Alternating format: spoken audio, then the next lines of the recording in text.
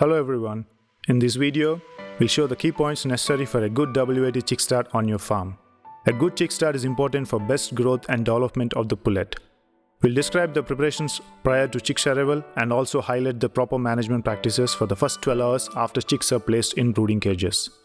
This slide shows the work schedule to be carried out before chicks arrival. A minimum of 2 weeks downtime between flocks is recommended. During this time, all necessary repairs to the shed, cages, equipment, and also insect and rodent control should be done. After removing manure and leftover feed, dust off the cobweb and burn the feathers inside and outside the shed.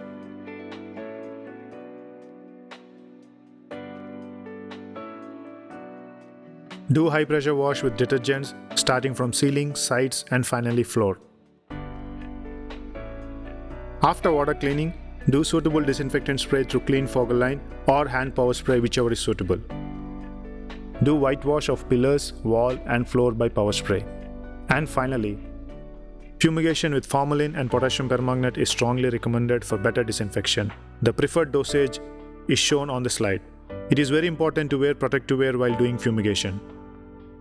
Cleaning and disinfection should be completed 5 days before chicks placement. Effectiveness of the cleaning and disinfection can be audited by laboratory tests like plate exposure and swab testing. Clean fresh water is essential for health of chicks. Water tank and pipeline should be cleaned and disinfected to remove any biofilm and mineral deposits. For biofilm cleaning in pipelines, drain off the existing water, fill the water or fogger pipeline with recommended dose of hydrogen peroxide or bleaching powder based chemicals and leave it for 24 hours. And flush out the pipelines with plain water and allow it to dry. For mineral deposit cleaning, follow same process with descaling citric acid based chemicals. Clean and disinfectant fogger system similar as water system and check for proper function. Replace any nozzles which are leaking or not making a fine spray. It is highly recommended that all brooding sheds should use 360-degree nipples. Drip cups can also be used. 360-degree nipples provide easy access to water and help the chicks adapt quickly to use the nipples. 360-degree nipple also helps maintain water consumption in infrared big-titted chicks and improves 7 days livability. Every nipple drinker must be checked for proper function before the arrival of chicks. Nipples that are blocked or leaking should be replaced. Lighting is one of the key factors which determines the chick's performance. Check that lighting in brooding area are functional and clean. Dusty bulbs will reduce the light intensity, so clean them. And also check and replace the faulty bulbs. There are different types of lighting arrangements recommended based on the farm type.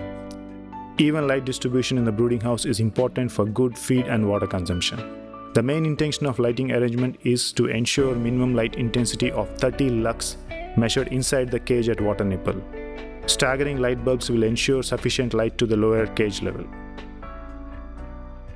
The lights used for brooding chicks should be 4000 to 6000 Kelvin. Place sufficient paper inside the cage to cover 100% of the cage floor. For newspapers, use 3 to 4 layers. The paper should last for about 3 days. The paper provides comfort and support to the foot of the chicks and also reduces the airflow onto the chicks from bottom. Srinivasa starter crumble is formulated for the nutritional need of WAT chick. The cage paper also allows feeding a starter crumble feed off the paper for the first 3 days. Feeding of the paper is very important for the earliest feed consumption in the flock. Place scoops of starter crumble on the cage paper near the front of cage. Give additional starter crumble on the paper for the next 3 days to keep it fresh. One supplement chick drinker should be placed inside each cage. Cages with vertical type nipple system standard supplement drinker is mandatory. This supplement drinker ensures sufficient water intake by the chicks in first week. Check that all supplement drinkers are cleaned, disinfected and working properly. These supplement drinkers should be cleaned daily. The brooding shed should be warmed to 91 to 95 degrees Fahrenheit prior to the arrival of chicks. Gas heaters or charcoal tins are commonly used, but gas heaters allow for adjustment of heat and are easier to control.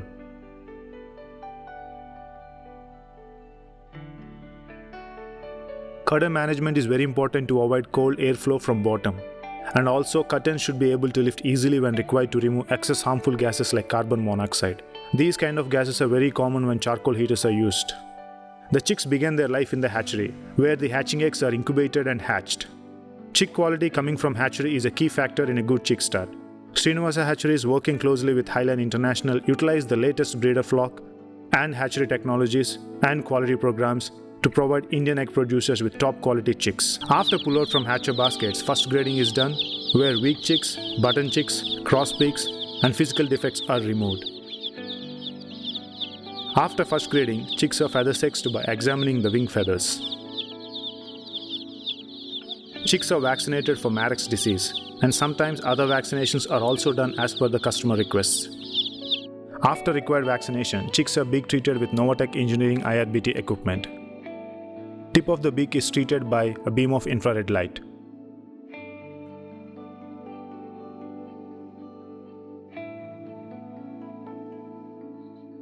At hatchery, chicks are placed in specially designed head holders of IRBT machine. Each chick beak is exposed to light beam of halogen bulbs.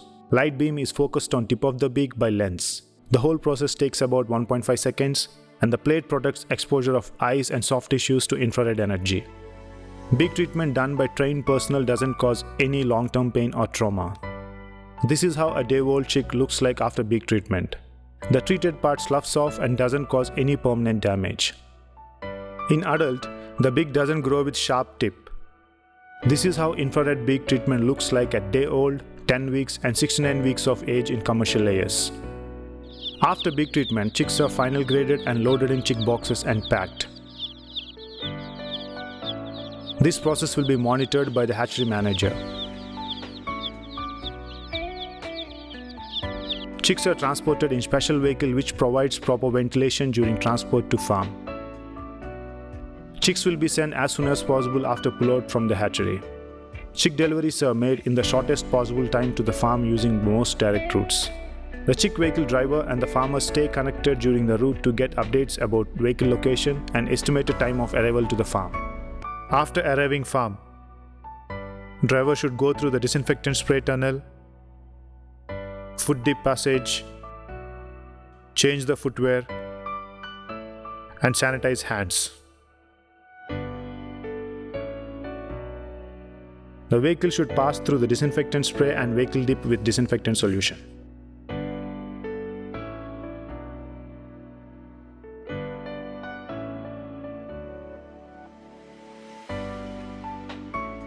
The farmer should arrange sufficient labor at the time of delivery to quickly unload the chick boxes and place inside the brooding shed.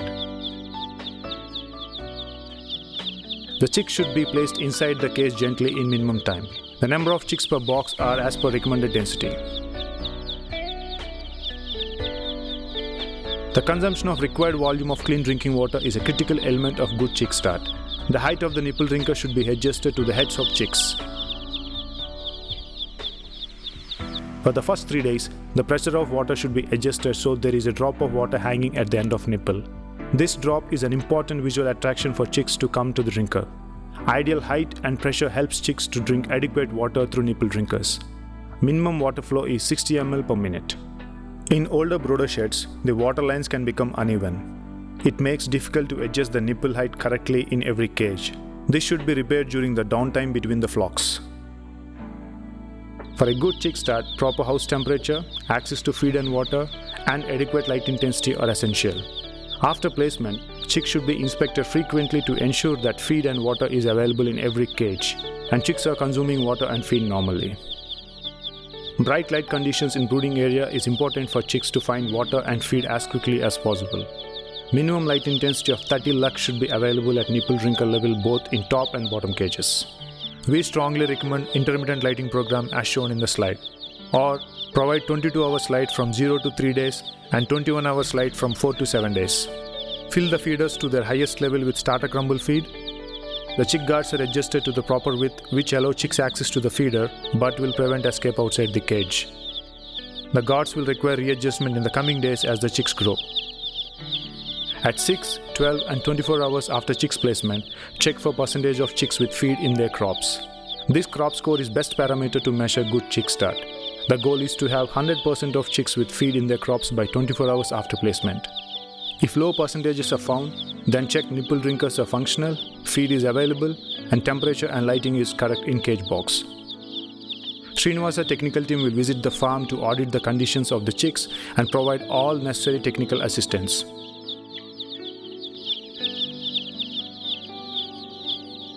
Use the Srinivasa Hatcheries flock book to record the performance of the flock. Ideally, chick should double its body weight by end of first week and gain 10 times its chick weight by the 5th week. Following good brooding practices as discussed in this video will help farmers achieve a good chick start. Key body weights for the growing pullets are 1st week, 5th week, 12th week and 17th week. Reaching these key pullet body weights with uniformity greater than 85% and livability more than 97% all begins with a good chick start. A good chick start is essential to achieving the ideal growth and development of the pullet. Pullets entering into egg production with ideal body weight and composition will be the best able to realize its genetic potential as a profitable layer over a long production cycle. For more information, contact Srinivasa technical team. Additional information is also available from Highline International team. For infrared beak treatment information, contact Novatech Engineering. Thank you for watching.